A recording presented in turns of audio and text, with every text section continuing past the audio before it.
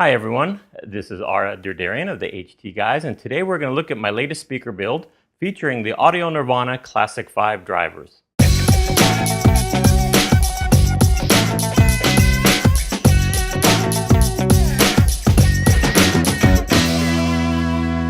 As you can see for this build, I used reclaimed Barnwood again. It's kind of like my signature, I guess. I really like the way it looks. It's fun working with the wood, and there's a lot of history behind it, so it kind of adds a little bit more to the speakers. They sound great, but they look really cool too. I went with the Audio Nirvana Classic 5s. They go for about $180 a pair, and we've had David Hicks on the podcast a few times. I ordered these before I even met him, and we spoke a lot, and I'm really happy with the speakers, with the way they turned out, the way they sound. They have some fantastic mid-range sound. The highs I think are pretty good. I've tested it with my daughters listening, and they've got better hearing than I do, and they hear a lot of the high notes when I'm playing tones through there. I was able to put up to like 18 kilohertz, and they were able to hear that. And my instruments picked up 20 hertz, but I couldn't hear it. I don't think my daughters could hear it either, but the instruments could. On this one, I went with a dual port, just for aesthetics. There's really no reason why you need to do that. In fact, David of Common Sense Audio told me that I should have probably used a single hole that was a little bit bigger for the port. However, I'm pretty happy with the low end on these speakers.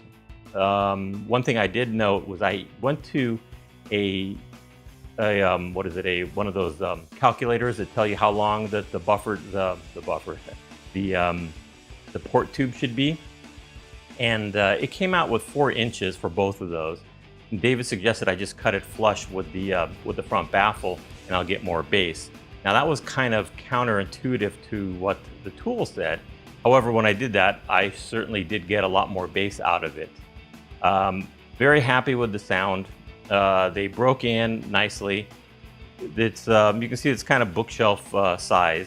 What I'm driving the speakers with today, I'm going to play some music for you here in a bit, and you'll get to listen to it for whatever that's worth, considering I have no control over the speakers that you're listening to, and of course, what I'm recording it with. The microphone is good, but it's not as good as hearing it with your own ears. But anyway, I'm using the Audio Engine N22 amplifier, and I'm using the Audio Engine B1 digital Bluetooth DAC so that I can get the audio in as cleanly as possible. And with that, let's take a listen to some music and then let your ears decide.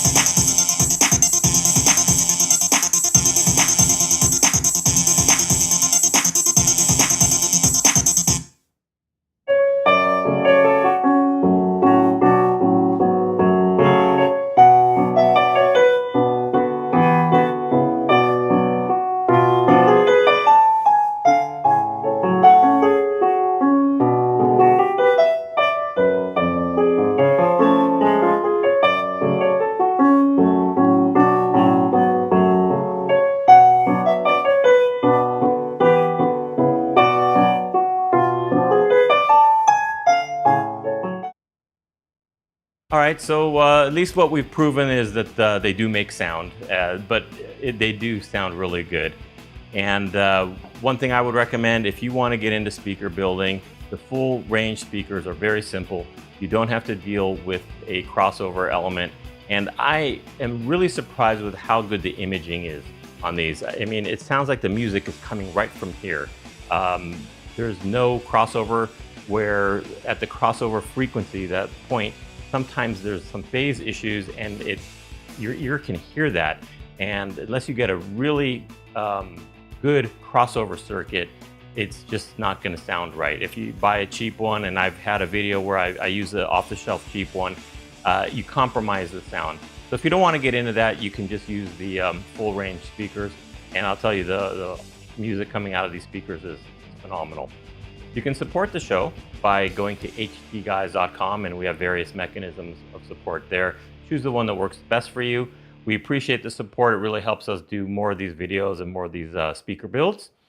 Feedback, htguys@htguys.com. And thank you for watching.